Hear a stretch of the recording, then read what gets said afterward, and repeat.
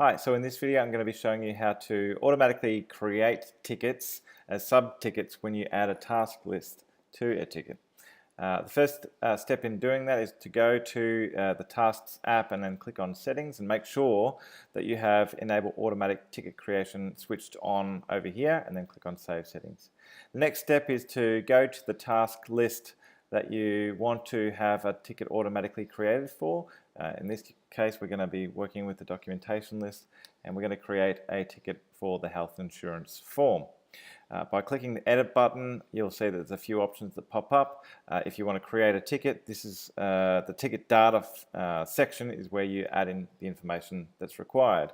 Now, if you wanted to just create a blank ticket, you could just put in two kind of open closing brackets there. But if you want to define information about the ticket that's going to be created, click on the More Info button, which will take you to a knowledge base. So for example, I can just copy this information right here, which is going to be setting the subject to printer fire priority and adding a public comment to the ticket. So copy, paste, update, and then you can see now that we're creating a ticket, there's a little ticket icon here letting you know that that's going to happen.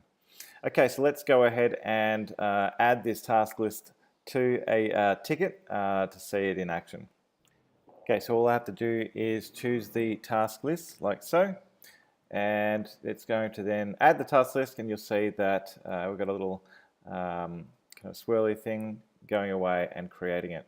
Once the ticket's been created, it'll pop up like so, and I'll be able to click on that ticket to go into it. And we'll see that as per the details that we placed into the ticket data field, it's got a subject line set, it's got the first kind of description set, the priority is set to high.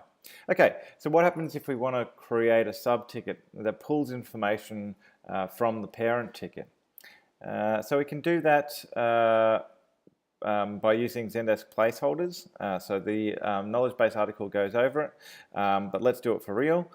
First up, we're going to copy some code here to set a custom field. In this case, we're going to be setting the custom field HR type to whatever the parent ticket is. So we can go back over to tasks and then into our documentation list, and we'll click on edit on this task list template. Then we'll paste in, so we'll make sure that this one's got a comma after it, and then paste the next bit in. Now we won't need all of this code, we're just going to be using the bit using the placeholder, so I'll just pull out the two other ways that you can set custom fields in there. So right now it's just looking for the ticket field ID and then setting it with the content of that ID. Now obviously there isn't a ticket field ID with 1, 2, 3, 4, 5, 6, 7, 8, so we're going to need to go and find that too. So if we click on our cog over here and have a look for ticket fields, we'll be able to kind of, let's have a look at the HR type field. So I'm going to click on edit there, which will bring up the field ID, which I'll then be able to copy back into the Tasks app like so.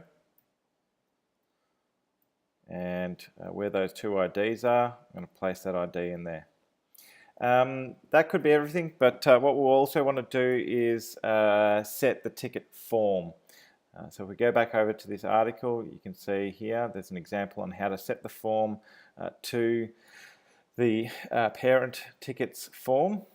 So I'm just going to copy this one like so, press enter, and bada bing, we're also now pulling the parent ticket form into the sub-ticket. If you wanted to set the form to something else, then you would just replace this with the ID of the form, no kind of inverted commas around it, just the plain ID, and that would work just as well.